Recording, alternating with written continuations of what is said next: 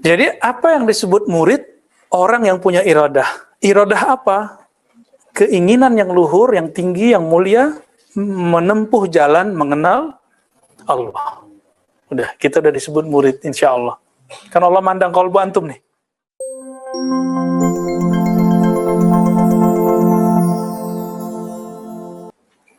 Maka kata beliau, al-iradah fatarku ma alaihi al-adah.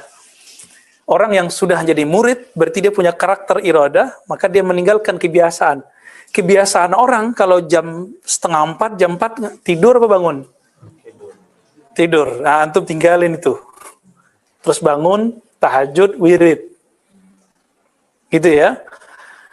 Wa tahqiquha nuhudul qalbi fi talabil haqqi subhanahu wa ta'ala wa tarku ma siwa.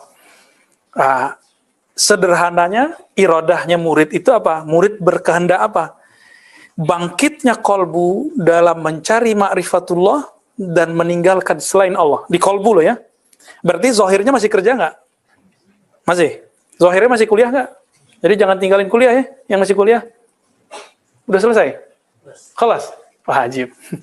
Ini kenapa jadi Saulin begitu? Okta, dari mana aja? Dari kampung? Lanjut S2 ya? Ya, atau S3. Taib. Jadi apa yang disebut murid? Orang yang punya iradah. Iradah apa? Keinginan yang luhur, yang tinggi, yang mulia, menempuh jalan mengenal Allah. Udah, kita udah disebut murid, insya Allah. Kan Allah mandang qalbu antum nih. Apain ya? Jadi bukan karena saya, bukan karena teman, bukan karena pasangan, bukan karena teman, enggak. Tapi karena keinginan yang luhur itu. Fa idza taraka al-'abdu al-ibadata allati hiya huzuz ad-dunya, salah cetak nih ya. Fa idza taraka al-'abdu al-'adata. Di sini al-ibadah. Jika seorang hamba meninggalkan kebiasaan-kebiasaan yang merupakan kecenderungan duniawi, bahkan ibadah ritual-ritual yang sifatnya ukhrawi, yaitu seharusnya, fatajarradat hina izin iradatuhu, maka iradahnya menjadi bersih. Disebut orang ini zuhud. Zuhud itu dua, dari dunia naik, zuhud dari akhirat. Jadi dia pun gak minat surga kecuali Allah suruh menginginkan surga yang kita jelaskan tadi. Fal iradatu muqaddimatun ala kulli amrin summa yaqibuhal qasdu summa al-fi'lu. Jadi murid itu di dalam dirinya ada proses. Terjadi nggak sama antum nih? Pertama, ada keinginan, buktinya mau datang, mau ngaji, baik offline ataupun online ya. Yang kedua, al-qasdu. Apa arti qasdu? Berniat, bertujuan. Orang kalau sudah, jadi niat itu dalam bahasa Arab dimulai dengan qasdu. Qasdu ini orang punya visi. Apa visinya? Mengenal Allah. Kalau dia sudah punya niat mengenal Allah, barulah turunannya fi'il. Fi'il itulah yang disebut thariqah.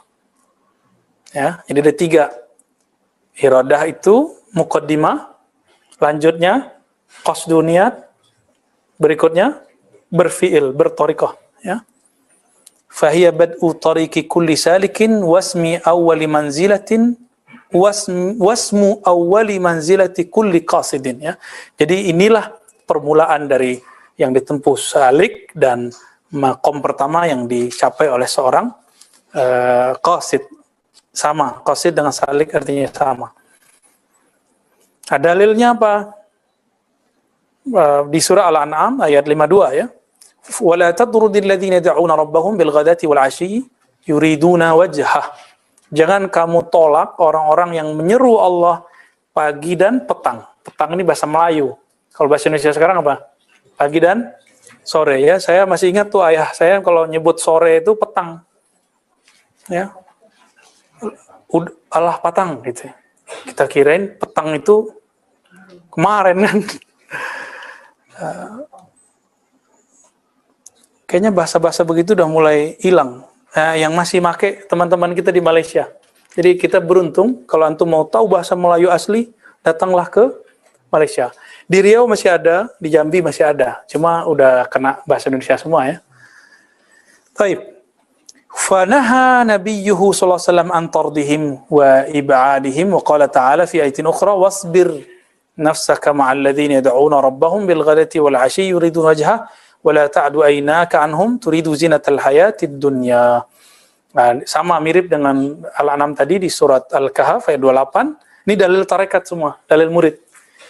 Bertahanlah kamu, wasbir di situ artinya bukan bersabar harfiah Indonesia, tapi wasbir, bertahanlah kamu. Kalimatnya nafsak. Berarti kita emang bertugas menahan si nafs. Kalau ruh nggak perlu dibilangin, dia udah ngejar deh.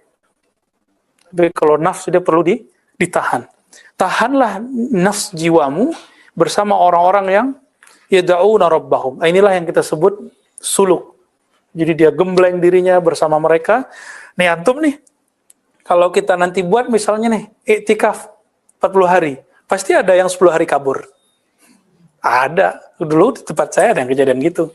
Nggak kuat Ustaz, mau pulang baru 3 hari. Ditelepon dulu sama istrinya. Karena waktu itu kita kasih kelonggaran. Boleh buka handphone jam 5. Setiap jam 5, nggak hidup handphonenya, ya dicari yang lain. Tapi kita boleh. Dia mau 3 hari, udah syukur. Ya toh?